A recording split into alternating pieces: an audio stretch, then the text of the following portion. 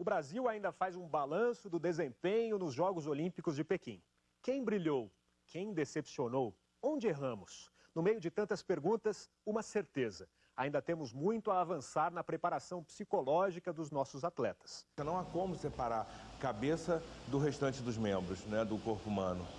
E hoje é mais do que provado que toda a reação em cadeia, né, dos nossos hormônios, né, das situações que a gente apresenta no dia a dia, elas são reguladas de maneira bioquímica, né, físico-química, fisiologicamente falando, enfim, uma série de situações acontecem no corpo humano até a gente chegar a ter uma reação de movimento. A gente fala que a preparação de um atleta ela é um tripé.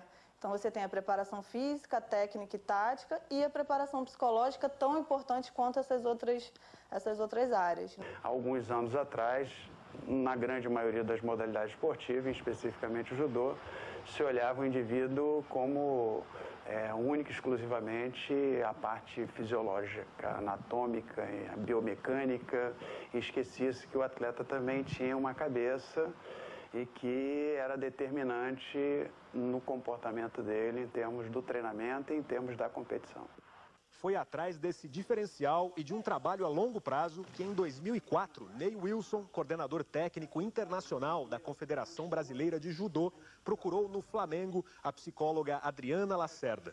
O departamento de psicologia do clube foi criado por Paulo Ribeiro há 18 anos. Adriana trabalhou também na preparação de Nayara Figueira e Lara Teixeira, o dueto que representou o Brasil no nado sincronizado em Pequim.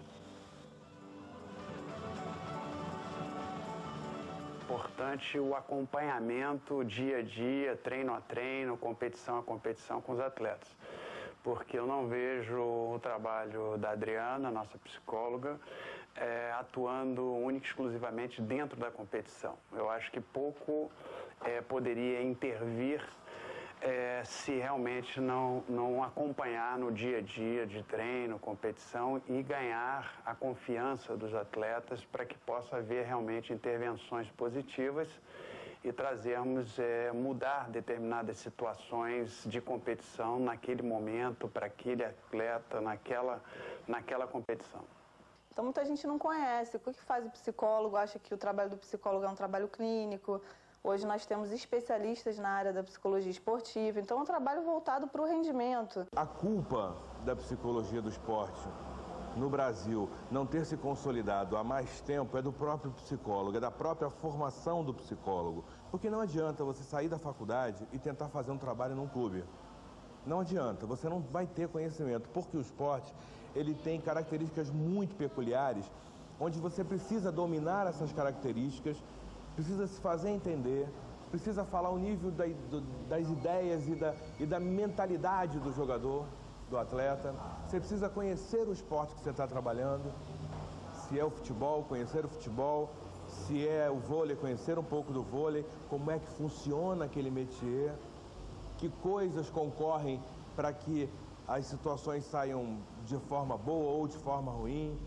Né? Como que as vitórias podem vir, as derrotas, o que acontece depois das derrotas, isso você não aprende na faculdade.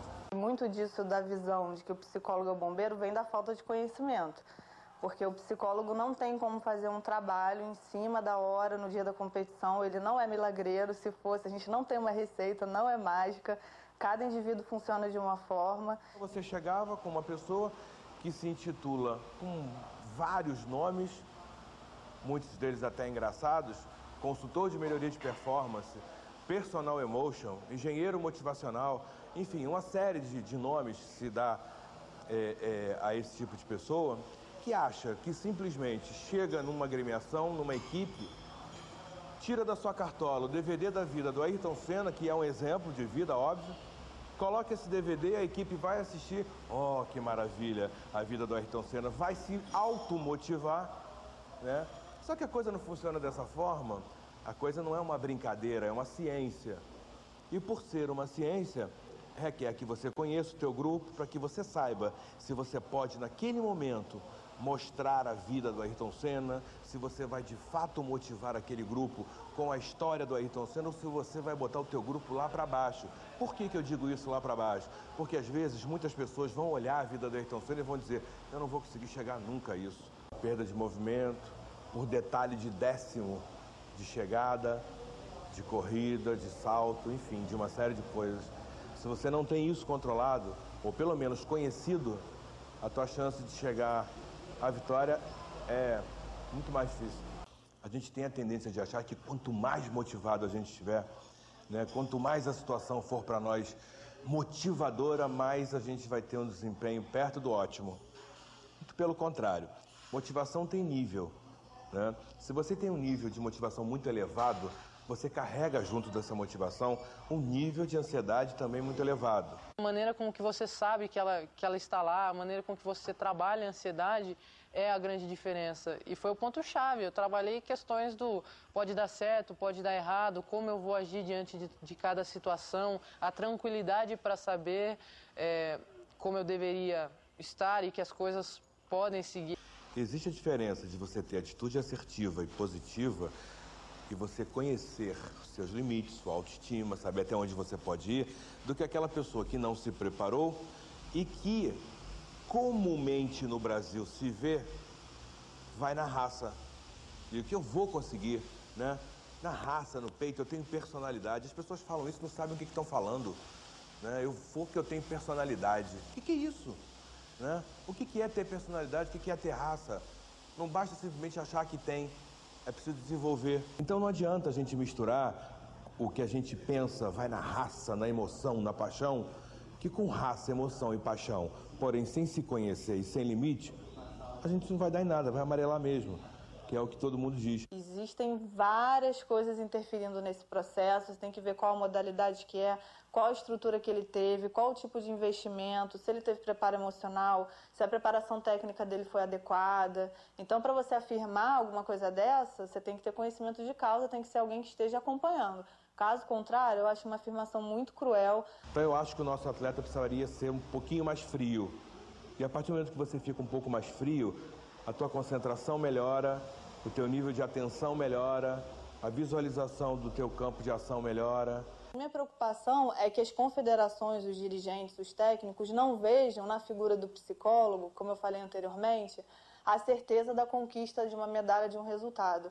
O trabalho do psicólogo, o psicólogo vai atuar, a gente atua nos bastidores, é uma área acessória junto com as diversas outras que estão ali, a nutrição, fisioterapia, medicina. Hoje a gente tem um campo muito vasto de ciências do esporte para atuarem na performance do atleta, mas é encarar a presença do psicólogo como alguém que vai auxiliar dentro de uma determinada área, que é a psicologia do esporte, para determinado rendimento. Mas que não significa que toda a confederação agora que contratar um psicólogo, que então em Londres vai atingir e vai conquistar a medalha de ouro. Essa é a minha preocupação. Então acho que isso tem que estar muito claro na cabeça dos dirigentes, de quem está à frente das confederações, mas em contrapartida saber que sim, o auxílio do psicólogo é importante e que isso veio à tona justamente pela questão da Olimpíada, disso ter culminado nessa discussão toda, que foi muito positivo, claro, para a nossa área, porque eu acredito que as confederações vão recorrer mais ao auxílio desse profissional e que é super importante. Eu fico muito apreensivo, não com essa coisa de, não, o psicólogo é que vai resolver tudo, mas eu digo, que psicólogo vai resolver tudo? Essa que é a grande pergunta. Quantos no Brasil você pode contratar como psicólogo do esporte? Isso tem que ser pensado. Volto a dizer, não adianta você tirar um psicólogo da universidade, jogá-lo dentro do vôlei, por exemplo. Não adianta. Tem que ter especificidade, tem que ter especialização. As pessoas precisam desmistificar essa história de, olha, o psicólogo. Parece até que a gente olha para o atleta, sabe tudo o que acontece com ele, sabe da vida dele inteira, e não é assim, né? A gente é um profissional que está somando na comissão técnica, e ponto. E os meus colegas também precisam entender isso. Tudo você pode resolver e criar uma situação de harmonia entre os membros de um grupo. Então eu acho que a comissão técnica, juntamente com o psicólogo, pode encontrar o ponto ideal que seria da performance perfeita para conseguir um grande resultado.